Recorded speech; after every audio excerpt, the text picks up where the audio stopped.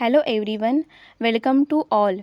You are learning the topic number 4, that is Kingdom Animalia. In this today's lecture, you will learn about the phylum Arthropoda. So the word Arthropoda is made up of two words, arthros and podos. Meaning of arthros is joint and podos means legs. In these animals, legs are jointed to their main body. See, in this organism, this is its main body and these are their appendages. हे त्याचे काय appendages आहेत, त्याचे legs आहेत. त्याच्या main बॉडीला काय झालेले आहेत, जॉईंट झालेले आहेत. So Arthropoda means they have a jointed appendages. This is the largest phylum of kingdom Animalia. हा जो phylum आहे, this phylum is the largest phylum because the members of the phylum Arthropoda are larger in number. याचे members आहेत ते खूप आहेत, याच्यामधल्या जिनस त्यांचे species खूप आहेत आणि सगळ्या जो आपण वर्ल्डमधल्या स्पेसीज कन्सिडर केला throughout the world there are 60 to 70% of species of the arthropods. कशाचे आहेत, arthropods आहेत. So Arthropoda is the largest phylum and it contains about 9 lakh species. These are known species आणि अशा काही अननोनही स्पेसीज असतील की ज्या अजूनही आयडेंटिफाय झालेल्या नाही आहेत. हा फायलम काय झाला, लार्जेस्ट फायलम. आणि फायलम टिनोफोरा जो आपण लास्ट एका व्हिडिओमध्ये स्टडी केला, that ctenophora is the smallest phylum. हा कसा आहे, स्मॉलेस्ट आहे, सगळ्यात छोटा फायलम आहे. Now let's study the examples. See, this is the largest phylum. याच्यामध्ये बऱ्याच स्पेसीज आहेत आणि ह्या स्पेसीज अशा आहेत की त्या सगळीकडे असतात, प्रेझेंट एव्हरीवेअर आणि कशाही कंडिशनमध्ये बऱ्याचशा वेळेला कशाही कंडिशनमध्ये डेव्हलप होणारे असतात. मग ह्या ज्या स्पेसीज आहेत, आपण नोन आपल्या नेहमीच्या रेग्युलर बघण्यातल्या स्पेसीज कोणत्या आहेत, तर for example cockroach, butterfly, scorpion, millipede, prawn, ह्या काही त्याच्या कॉमन स्पेसीज आहेत. Cockroach, again butterfly, prawn, edible species आहे. अगेन स्कॉर्पिओन ही पॉयझनस स्पेसीज आहे. अगेन मिलीपीड हे आपल्याला रेनी सीझनमध्ये खूप दिसतात. So these are some common examples of the phylum Arthropoda. Now let's study their general characters. The first is habit and their habitat. These are omnipresent, means present everywhere. ह्या ज्या species आहेत त्या सगळीकडे present असतात, present everywhere. Again solitary म्हणजेच काही single पण सर्वाय होणारे असतात, ग्रुपने नाही, कॉलनीमध्ये नसतात. आणि काही कशा आहेत, कॉलनीमध्ये आहेत म्हणजे ग्रुपने असणारे आहेत, म्हणजे अँट्स असतील, मुंग्या, या ग्रुपने असतात, कॉलनीमध्ये असतात. Again most of them are free living. बऱ्याचशा यांच्या स्पेसीज कशा आहेत, फ्री लिव्हिंग आहेत, फ्रीली सर्वाय होतात, कुठेही ते अटॅच नाही आहेत. But barnacles are sedentary. पण बर्नॅकल्स जे आहेत ते कसे आहेत, सिडेंटरी आहेत, मीन्स ते अटॅच टू देअर सबस्ट्रॅटम. आता see here in this image, this barnacles attach to the रॉकला ते काय झालेले आहेत, अटॅच झालेले आहेत. Again few are parasitic. काही कशा आहेत, पॅरासायटिक आहेत, मीन्स ते depends on the others for their nourishment. Means ते डिपेंड ऑन देअर होस्टवरती डिपेंड आहे ते आणि ते त्यांच्या होस्टला हार्म करत असतात. अँड सँग्विहोरस म्हणजे ब्लड सकिंग. ब्लड त्यांच्या होस्टमधलं जे ब्लड आहे ते सक करतात. For example female mosquito, bedbugs म्हणजे डास वगैरे आहेत, हे काय करतात, त्यांच्या होस्टचं ब्लड सक करतात. म्हणजे इथे फॉर एक्झाम्पल ह्युमन बिंग्समध्ये जे डास चावतात त्यांना ते काय करतात, त्यांचं ब्लड सक करतात. So this is the habit and habitat. After that, their body structure. See, their body is bilaterally symmetrical, means if we divide these organism, it shows two similar parts, two equal parts. म्हणजेच काय आलं, bilaterally symmetrical.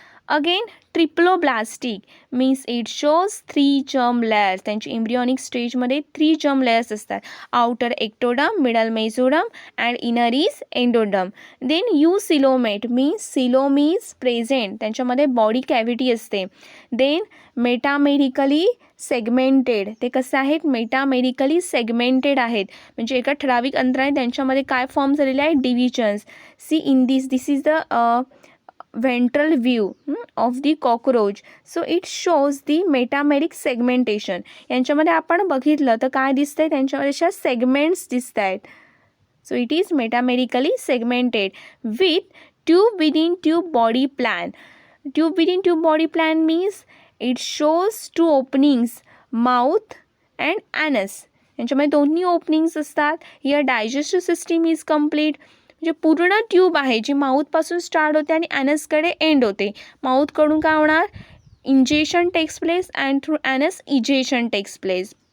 Then it shows organ system level of organization. So here organs combine together to form more complex system, and हे system form करतात, circulatory system, digestive system.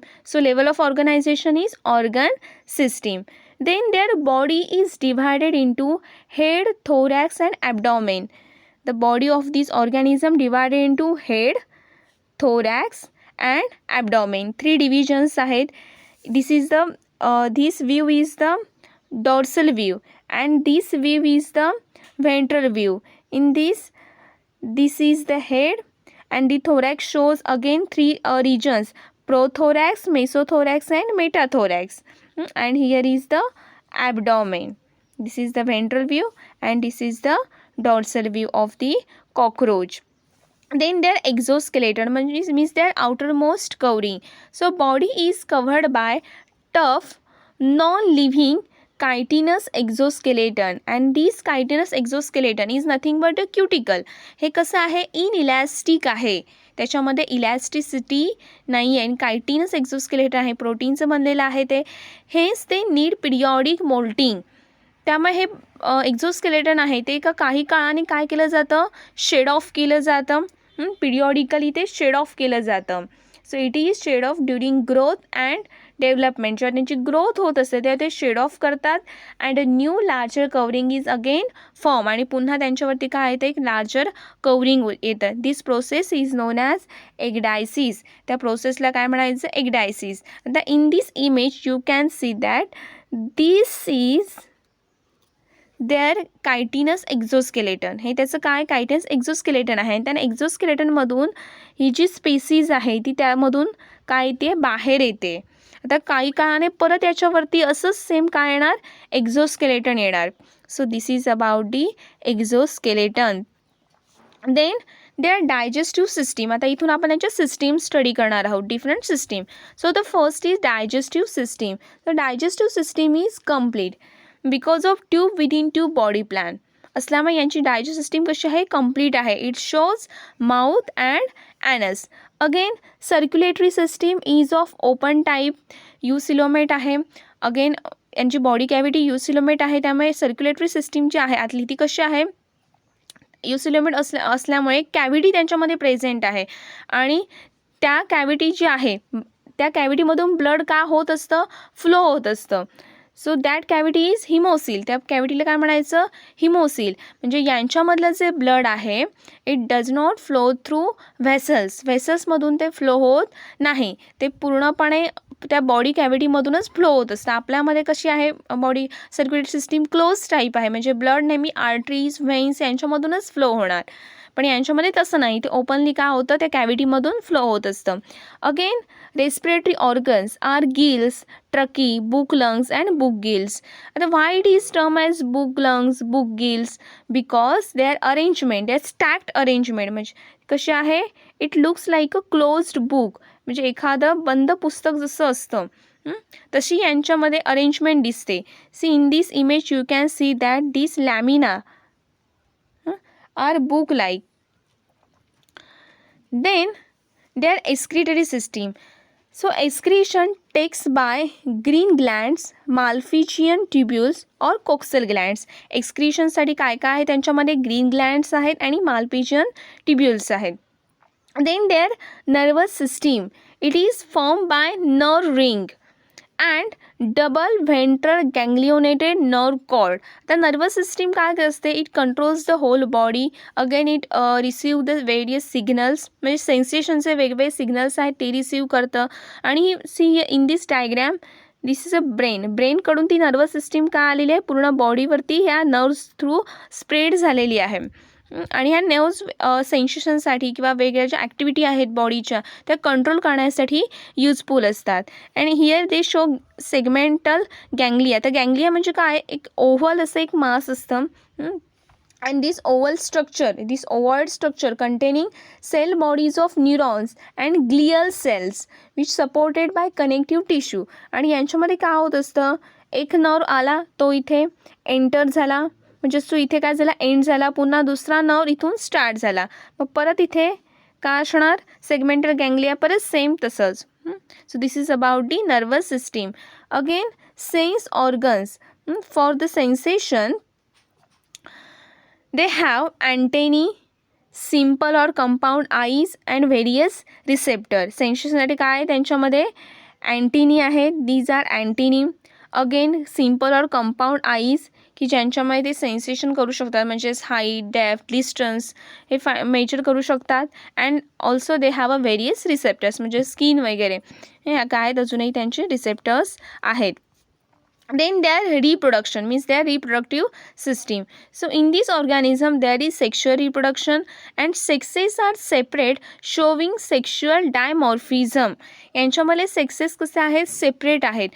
Male is different from female. This is a sexual dimorphism. Sexual dimorphism means is a systematic difference in size and shape between female and male members of the same species. म्हणजे difference असतो size शेपमध्ये male आणि फिमेलमध्ये. See in this image you can see that this male has a larger length than the female. म्हणजे काय आहेत, mail आणि फिमेलमध्ये slightly आपल्याला काय दिसत आहेत, चेंजेस दिसत आहेत. Again fertilization means fusion of male and female gamete is generally internal, means here fusion takes place inside the body of female. Fusion कुठे होतं, फिमेलच्या बॉडीच्या आतमध्ये होतं. देन डेव्हलपमेंट इज डायरेक्ट और indirect. Development means without formation of larva. एम्ब्रिओपासून त्यांचे adult organism तयार व्हायला लागतो, इथे लार्वा स्टेज फॉर्म होत नाही. आणि इनडायरेक्ट डेव्हलपमेंटमध्ये काय होतं, लार्वा फॉर्म होते. And this is by Metamorphosis. He development कशी होत असते, मेटामॉर्फोसिस. मेटामॉर्फोसिस म्हणजे काय, तर इथे त्यांचं फॉर्म, त्यांचं स्ट्रक्चर त्या डेव्हलपमेंटल स्टेजमध्ये चेंज होत असतं. आफ्टर हॅचिंग म्हणजे जेव्हा त्यांचे एग हॅच होतात, अंड्यांमधून ते बाहेर येतात. After hatching most arthropods go through one और मोर लार्वर स्टेजेस. लार्वा स्टेजमधून ते डेव्हलपमेंट त्यांची होत असते before reaching adulthood. Adulthood reach व्हायच्या आधी ते बऱ्याच मधल्या लार्वा स्टेजमधून जातात. They change in to the adult form in a process called metamorphosis. आणि हा जो त्यांचा चेंज होण्याचा जो फॉर्म आहे, that process is known as metamorphosis. आणि मेटामॉर्फोसिसचा ॲक्च्युअल मिनिंगच तो आहे. मेटामॉर्फोसिस हा ग्रीक वर्ड आहे and the meaning is transform. म्हणजे ते काय करतात, त्यांचं स्ट्रक्चर जे आहे ते ट्रान्सफॉर्म होत जातं, म्हणजे स्ट्रक्चर बदलत जातं स्टेजमध्ये. In this diagram see here, this is the adult butterfly. It forms eggs, means it lays eggs. त्यांनी एग लेज केले. And after hatching they form larva. काय फॉर्म केलं, लार्वा फॉर्म केली. Larva develops in to pupa stage. Pupa स्टेजमध्ये develop झाली. And finally again it forms adult butterfly. So this is the metamorphosis. Then in some arthropods like honeybees, again bugs, etc. offsprings are produced by parthenogenesis.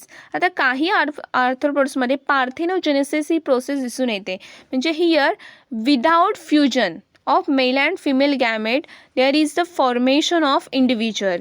मग इथे काय होतं, female queen आहे ती directly haploid male form करते. So for example in the honey bee unfertilized egg normally develops into haploid males by parthenogenesis.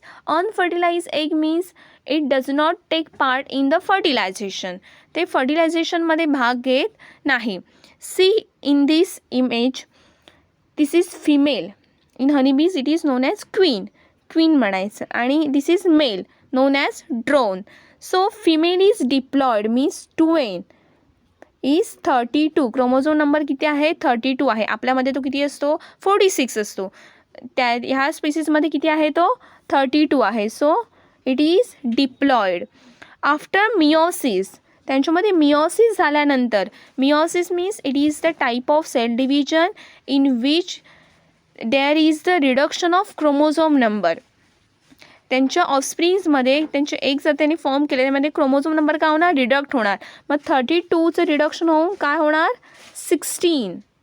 16 किती form झाले, 16 form झाले. So here n is equal to 16, n is equal to 16, हे 2 form झाले. 16. पण त्यापैकी एक haploid आहे. It forms haploid male by which process, parthenogenesis. म्हणजे इथे फ्युजन न होता डायरेक्टली काय फॉर्म झाला, हॅप्लॉइड मेल फॉर्म झाला.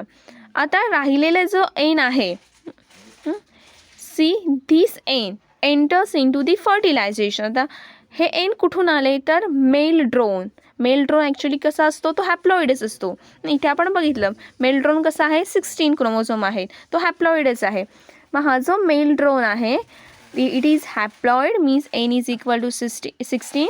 Through mitosis, mitosis means here chromosome numbers remains the same. मायटोसिसमध्ये क्रोमोझोम नंबर सेम राहतात. त्यामुळे ह्यांचा जो स्पर्म आहे त्याच्यामध्ये किती राहिले परत, n is equal to 16.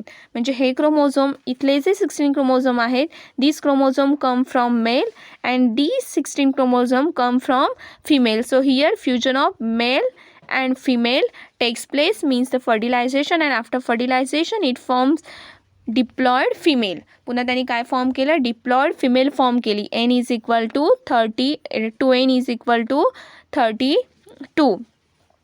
So this is the parthenogenesis. म्हणजेच काय आलं, without fertilisation there is the formation of haploid male. Then some insects exhibit polymorphism. काय इन्सेक्टमध्ये पॉलिमॉर्फिझम दिसून येतं. Poly means many forms. म्हणजे त्यांच्यामध्ये एकच स्पेसीज असेल तर त्यामध्ये कलर्स वेगवेगळे असतात, म्हणजे चेंजेस दिसून येतात किंवा अदर काही चेंजेस दिसून येतात. स्पेसीज सेम पण त्यामधले फॉर्म्स वेगवेगळे आहेत. फॉर एक्झाम्पल हनी बीज, अँड्स, टर्माइट्स एसेट्रा. आता अँड्स, मुंग्या आपण खूप बघतो, वेगवेगळ्या प्रकारच्या मुंग्या असतात. रेड अँड्स असतात, अगेन गोल्डन कलरचे अँड्स असतात, ब्लॅक अँड्स असतात. मग त्यामध्ये काय आहेत, अँड्स एक आहे स्पेसिस, पण त्यामध्ये परत स्ट्रक्चर्स त्यांची वेगवेगळी आहेत, त्यांचे कलर वेगवेगळे आहेत. आता इथे फॉर एक्झाम्पल मी इथे इमेज एक दिली आहे. See, species is same but colour is different. त्यांचे कलर कसे आहेत, वेगवेगळे आहेत.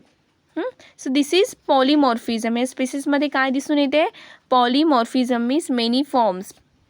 Then economically important arthropods. आता काही आर्थ्रोपोड्स कसे आहेत, इकॉनॉमिकली इम्पॉर्टंट आहेत, युजफुल आहेत.